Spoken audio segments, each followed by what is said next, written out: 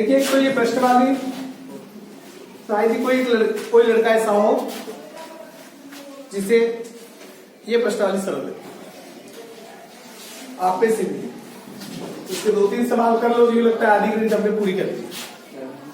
इसको बार बार समझाओगे तो भी चीजें इसमें क्या होती है समझ में आपको नहीं आती। ऐसा नहीं कि पहले मैंने आपको नहीं बताया, पर जब तक मैं अभी भी ये कह रहा हूं कि मैं अभी भी कितनी भी बार बता दूं कोई फर्क खास पड़ेगा नहीं, जब तक कि इन सवालों को आप वापस जाके घर जाके 2-3 बार वापस प्रैक्टिस नहीं करो। या मैंने 2 प्रमेय लिखी, आज के लिए 2 ही काफी है और ये भी हैवी डोज है। इसे 2-4 बार घर जाके प्रैक्टिस कर लोगे तो ये आज ही कर लोगे तो हो जाएगी ठीक। तो भी ये प्रमेय आ गए तो आप आराम से कर लोगे। ये जो प्रमेय थेल्स प्रमेय और ये इसका विलोम है, एक ही प्रमेय उसका दूसरा भाग है। पहले तो पहला भाग समझ लो, ये इसमें कॉम्प्लिकेशन क्या है ये भी मैं आपको बता दूंगा। ये कठिन क्यों लगते हैं, क्योंकि एक तो इसको ये आप मान लेते हैं कि हमसे ये होगा नहीं। दूसरी बात है कि इस पे आप 1 या 2 स्टेप के बाद मोस्ट बच्चे इसमें हथियार डाल देते हैं, जबकि इसका यदि चित्र बनाना ही आ गया यदि तो इसका मतलब ये हुआ कि लगभग प्रमेय आपने पूरा कर लिया। अब नहीं कुछ समझ में, इसमें कोई चीज समझ में नहीं आती है तो एक आधी लाइन इसकी थोड़ा याद भी कर दो कि भाई ये ऐसे ये करना है, तो भी क्या हो जाएगा, आप आराम से इसे क्या कर सकते हो ठीक है। अब ये जो पहला प्रमेय है, प्रमेय 11.1, ये जो प्रमेय है देखिए क्या कह रहा है पहले से समझिए। ये जो चित्र कह रहा है, चित्र के हिसाब से आप क्या कीजिए, इसे इसका चित्र बनाना सीखिए, स्टेप बाय स्टेप कीजिए, समझ में आ जाएगा। ये समझ में आ गया तो ये भी समझ में आ जाएगा, ये समझ में नहीं आया तो ये भी नहीं आएगा। ये पूरी प्रश्नवाली नहीं होगी, क्योंकि इसके बाद भी इसके 6-7 प्रमेय और है जो कोई बेसिक जिसे प्रमेय कहते हैं, उनमें से कोई भी आपको समझ में नहीं आएगा। ये मेन प्रमेय है, इनसे फिर दूसरे उप प्रमेय बनते हैं जो यदि बड़ा पूछ लिया तो सीधा ये पूछ लेगा, बड़े 2-3 प्रमेय वो सीधे पूछ लेगा तो सीधे ये पूछ लेगा, ये नहीं पूछेगा तो 4 नंबर का पूछेगा तो उस पर आधारित पूछेगा, पर उसके लिए ये आना जरूरी है। पहला प्रमेय क्या देखिए, किसी त्रिभुज की एक भुजा के समांतर, त्रिभुज का है तो त्रिभुज बनाएंगे, एक भुजा के समांतर खींची गई एक रेखा त्रिभुज की शेष 2 भुजाओं को प्रतिच्छेद करे तो दोनों भुजाओं को समान अनुपात में विभाजित करती है। देखिए सबसे पहले क्या करेंगे, इसका चित्र बनाएंगे।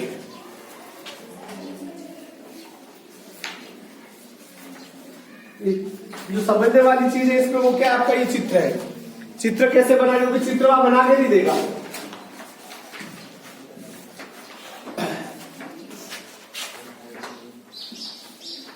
ये त्रिभुज है, त्रिभुज ABC। जरूरी नहीं आप यही नाम रखो, आप अपने हिसाब से भी नाम रख सकते हो।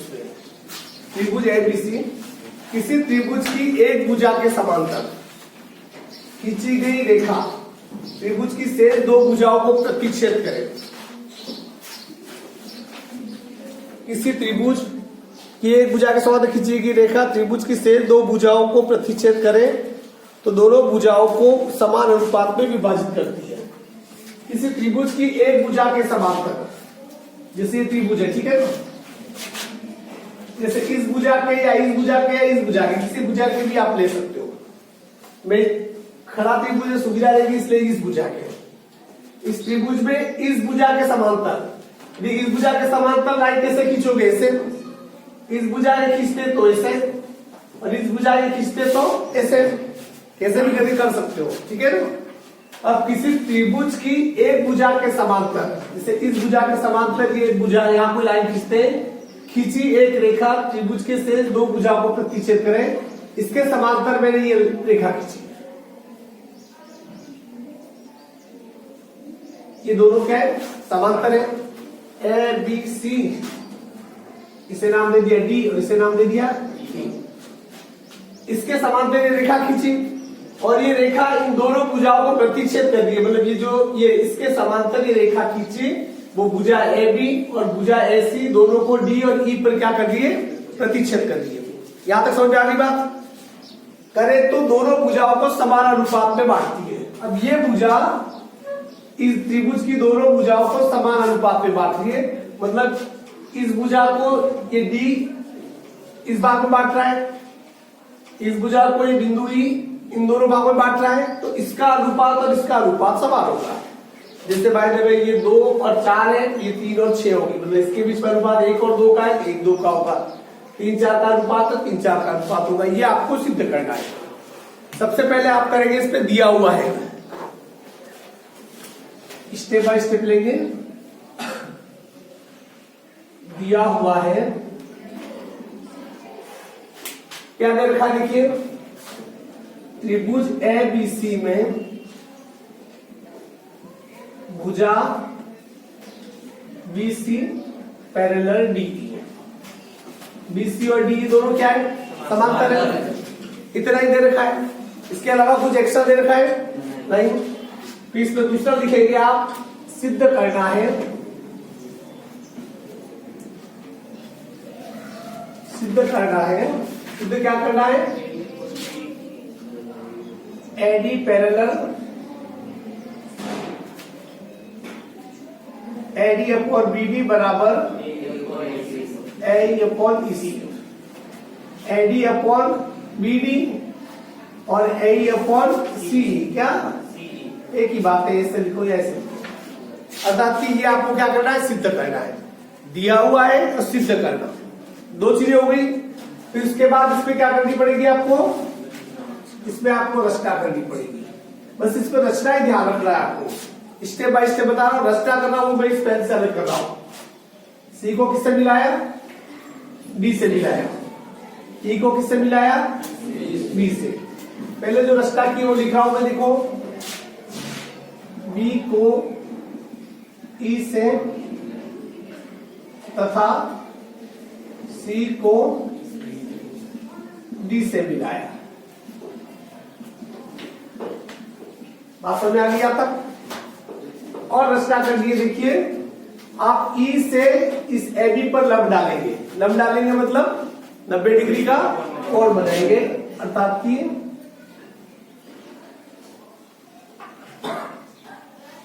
यहां से लंब डाला। ठीक इसी प्रकार डी से इस एसी पर लंब डालेंगे।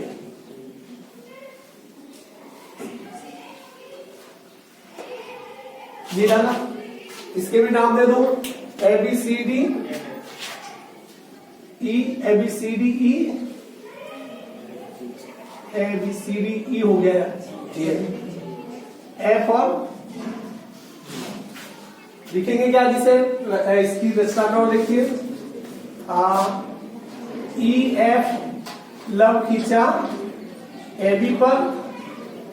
देखिए EF इसके ऊपर लंब है, AB पर भी लिख सकते हो, AD पे भी लिख सकते हो, ठीक है। दूसरा चीज BC लंब है किसके ऊपर,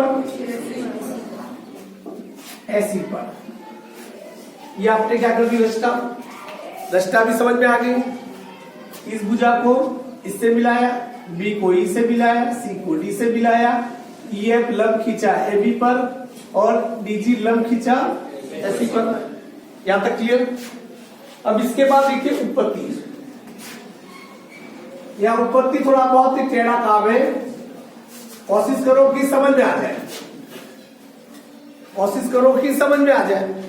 नहीं समझ में आ जाए तो कोई बात नहीं, कोई ज्यादा फर्क चिंता की बात नहीं है। यहां हम एक एक करके ले रहे, देखिए एक एक करके ले रहे हूं। त्रिभुज BDE एवं त्रिभुज DEC दो समांतर रेखाओं एवं एक ही आधार पर स्थित है। इस लाइन को समझ लो।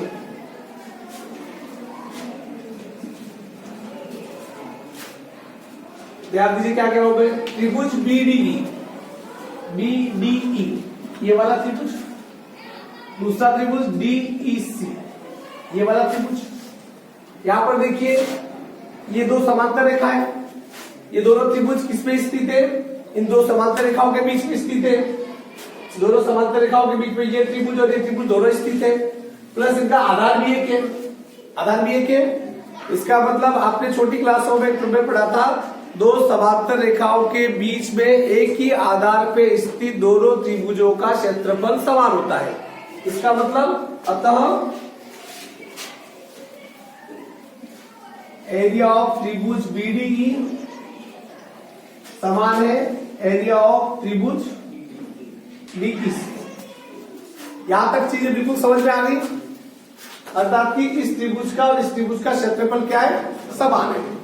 अब यहां पर देखिए, हमें स्टेप बाय स्टेप अब ध्यान किस चीज का रखना है। एक तो ये त्रिभुज एडीई, इस त्रिभुज की तुलना इस बीडीई से करेंगे, फिर एडीई की तुलना डीईसी से करेंगे। क्लियर? स्टेप क्या होगी? सबसे पहले मैंने सिद्ध किया कि ये वाला त्रिभुज और ये वाला त्रिभुज दोनों का क्षेत्रफल क्या है, समान है। फिर अब ये वाला त्रिभुज ऊपर जो बोर्ड दिख रहा है वो दोनों में कॉमन है।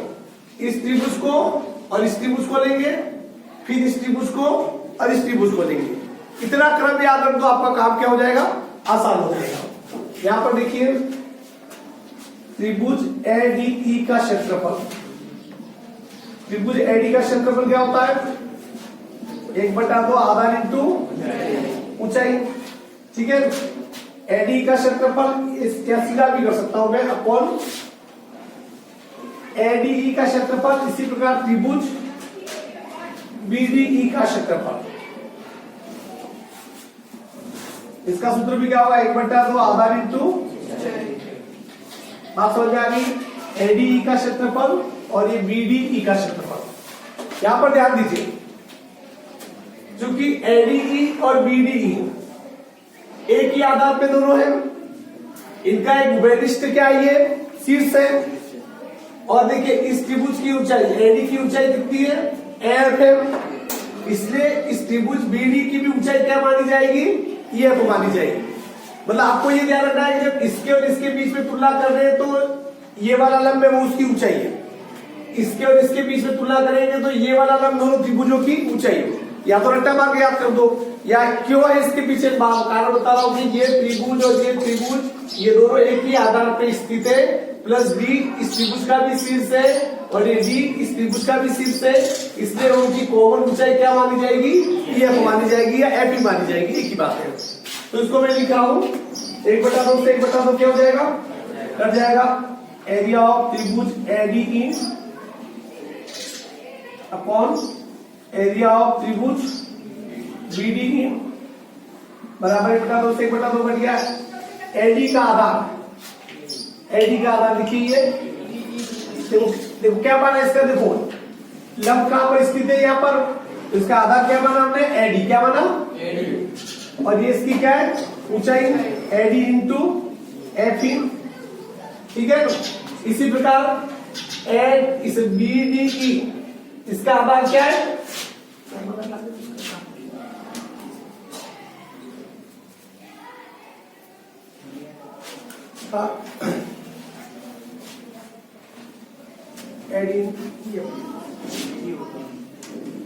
हाँ ठीक है। इसी प्रकार इसका आधार आपने क्या माना, इस दूसरे का आधार क्या होगा, जैसे ये त्रिभुज, इस त्रिभुज का आधार क्या है, बीडी, इसकी भी ऊंचाई क्या है, ईएफ। अपने ईएफ से ईएफ क्या हो गया, कट गया। एडी अपॉन कितना आ गया यहाँ पर, बीडी। पहली बात समझा गई। अब आगे देखिए, इसी प्रकार त्रिभुज एडीई एवं त्रिभुज दूसरा कौन सा है, डीईसी। एक तो एडीई और त्रिभुज डीईसी, इनके बीच में क्या करेंगे हम, कंपैरिजन करेंगे। यहां पर देखिए area of ADE, area of त्रिभुज एडीई का क्षेत्रफल और एरिया ऑफ त्रिभुज डीईसी का क्षेत्रफल, वही सूत्र 1/2 आधार इंटू, इसका भी 1/2 आधार इंटू ऊंचाई। ठीक है, अब यहां पर देखिए एडीई का क्षेत्रफल, एडीई, इसमें इसका इस एडीई के क्षेत्रफल इसमें इसका आधार क्या मानेंगे, देखो लंब इस भुजा पे, तो क्या मानेंगे इसका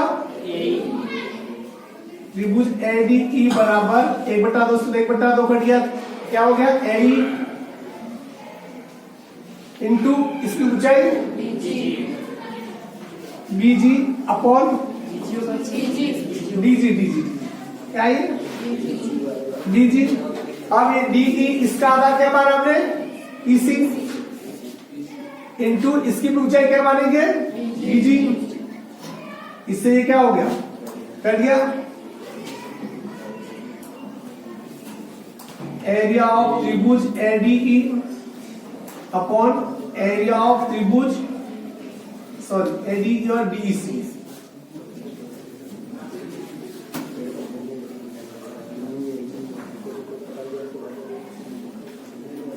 अब यहां पर क्या बचा AE अपॉन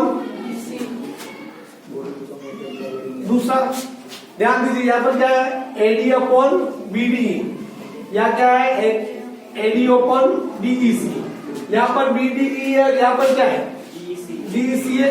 हमें पहले बता दिया है कि BD और DEC का क्षेत्रफल क्या होगा, दोनों का क्षेत्रफल क्या होगा, अर्थात कि हम जानते हैं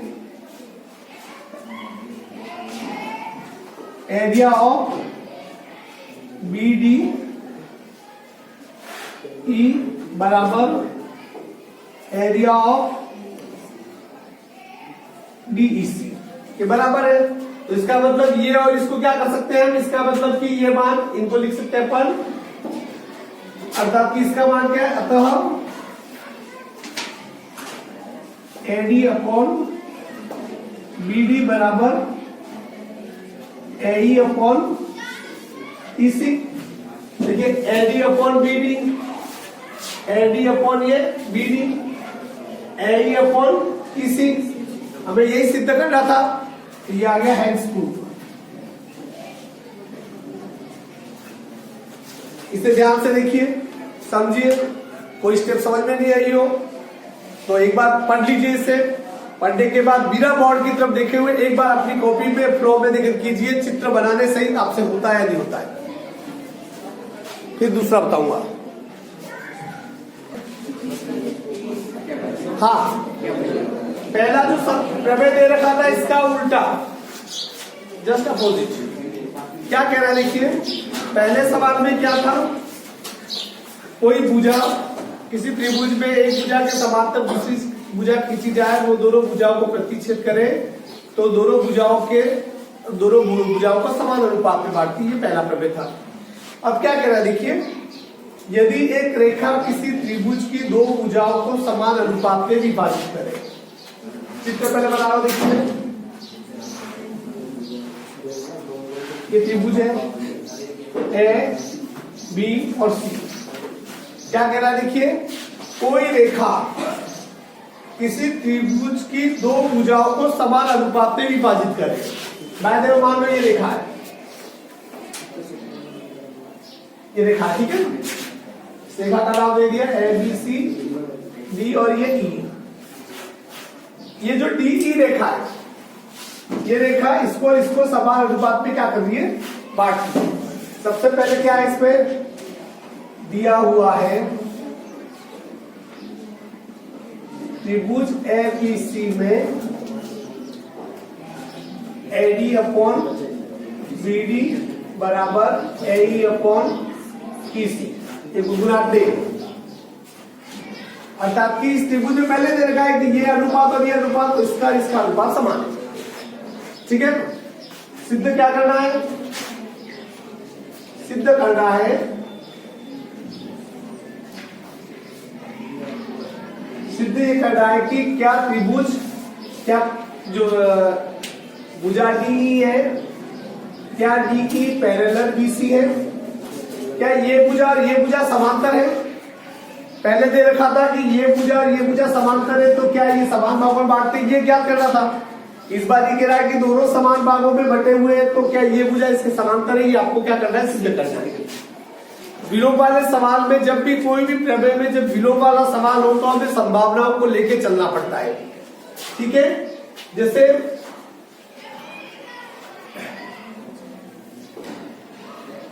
रचना। इसमें रचना में लिखिए माना DE नॉट पैरेलल BC। हमने क्या मान लिया है? D और BC पैरेलल नहीं है। और अब ये हम खींच लेते हैं जैसे कि एक line parallel DF parallel BC।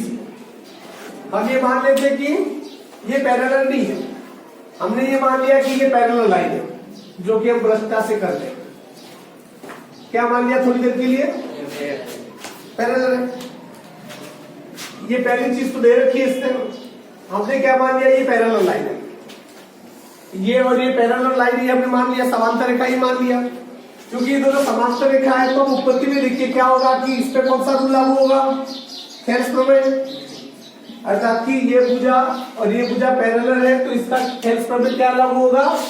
AD upon BD बराबर F अपॉन FC लागू होगा ये। ठीक है, F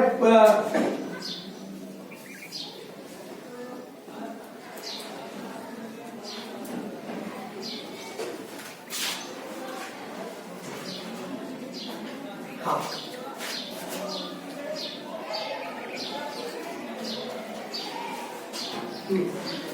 ठीक है, ये मान दिया हमने।